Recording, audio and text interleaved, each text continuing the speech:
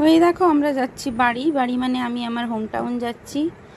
আর বেটুর তো খুব মজা, কারণ বেটু যাচ্ছে মামা বাড়ি, আর মামা বাড়িকে বেটু মামা বাড়ি বলে না, বলে বাঙ্কু। তো এই দেখো পিৎজা খাচ্ছে, দেখো ভেজ পিৎজা নিয়েছিলাম, চিকেন ক্যারি করব না বলে সব কিছু ফেলে দিল, টমেটো ক্যাপসিকাম কোনো কিচ্ছু খায় না, সব ফেলে দেয়। মানে ও কী খায় কি জানি, ওই মানে শুধু বেসটা খায় মানে পিৎজার। তারপর আমি খাচ্ছি, কারণ আমার না দুপুর থেকে মানে সারাদিন এত কাজ করেছি, পুরো হাইরান হয়ে গেছিলাম। আর পেট ব্যথা করছিল, মানে গ্যাস হয়ে গেছিলো, তো একটা অ্যান্টাসিড খেলাম। তারপর খাচ্ছি আমি পিৎজা। তো একটা পিৎজা জানি না পেট ভরবে।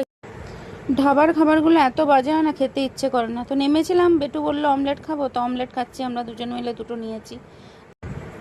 তারপর পাশে একটা থামস আপের দোকান ছিল, তো বললাম একটা থামস আপ দিতে, ছিল না। পেপসি নিলাম, পেপসি নিয়ে এসেছি, কারণ এই গ্যাসটা বেরোলে না এতটা রিলিফ হয় যে বলার নয়। বাট রিলিফ কি, আমার অপোজিটে মানে আমার পাশে ওই দিকের সিটে একটা ছেলে পড়েছে। এবার যে একটু শান্তি করে শোবো সেটারও উপায় নেই, কারণ আমার অপোজিটে ওই সাইডে একটা ছেলে পড়েছে। তো ও গার্লফ্রেন্ডের সঙ্গে কথা বলছে, হাসছে জোরে জোরে, কী সব করেছে, মানে এত ইরিটেটিং লাগছিল। তো শোয়ার পরেও আমরা শুতে পারছিলাম না। তো আমি আর বেটুও ওই একই জিনিস করছিলাম, জোরে জোরে হাসছিলাম, বলছিলাম বেটু আমার কিন্তু ইরিটেটিং লাগছে, আমি ড্রাইভারকে বলে দেবো, এই ওই বলছিলাম, ওকে ইনসাল্ট করে করে বলছিলাম।